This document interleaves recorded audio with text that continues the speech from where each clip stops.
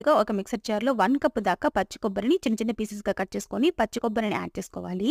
Next వచ్చేసి ఒక అల్లం ముక్కని చిన్న చిన్న పీసెస్‌గా కట్ చేసుకొని అల్లం ముక్కని యాడ్ చేసుకోవాలి. అండ్ అలాగే కొంచెం చింతపండుని కూడా యాడ్ చేసుకోవాలి. ఇప్పుడు వీటన్నింటిని కొంచెం కోర్స్‌గా గ్రైండ్ చేసుకోవాలి. మరీ ఎక్కువ పేస్ట్ లాగా కూడా గ్రైండ్ చేసుకోవద్దు.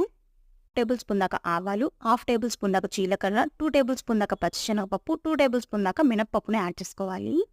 నెక్స్ట్ వచ్చేసి ఒక పచ్చిమిర్చి సన్నగా చిన్నగా కట్ చేసుకొని పచ్చిమిర్చిని యాడ్ చేసుకోవాలి. అండ్ అలాగే ఒక ఎండుమిర్చిని కూడా యాడ్ చేసుకోవాలి. నెక్స్ట్ వచ్చేసి 2 టేబుల్ స్పూన్ దాకా పల్లీలను కూడా యాడ్ చేసుకోవాలి. ఇప్పుడు వీటన్నింటిని దోరగా ఫ్రై చేసుకోవాలి. ఇప్పుడు ఈ కొబ్బరంతా పచ్చివాసన పోయేంత వరకు ఫ్రై చేసుకోవాలి. మంటను సిమ్‌లో పెట్టుకొని అడుగంటకుండా ఫ్రై చేసుకోండి. మీరు ఫ్రై చేసుకునేటప్పుడు అడుగంటిపోయి కొబ్బరి మాడిపోతే టేస్ట్ మారిపోతుందనమాట. సో, చూసి స్లోగా ఫ్రై చేసుకోండి. ఈ కొబ్బరంతా పచ్చివాసన పోయేంత వరకు ఫ్రై చేసుకున్న తర్వాత నెక్స్ట్ వచ్చేసి హాఫ్ స్పూన్ దాకా పసుపు, టేస్ట్‌కి సరిపడిన సాల్ట్‌ని యాడ్ చేసుకొని మరో నిమిషం పాటు ఫ్రై చేసుకోవాలి. వీడియోలో చూపిస్తున్నట్టుగా ఈ రైస్ మొత్తానికి కొబ్బరి మిక్స్ అంతా మిక్స్ అయ్యేలాగా మంచిగా మిక్స్ చేసుకోవాలి.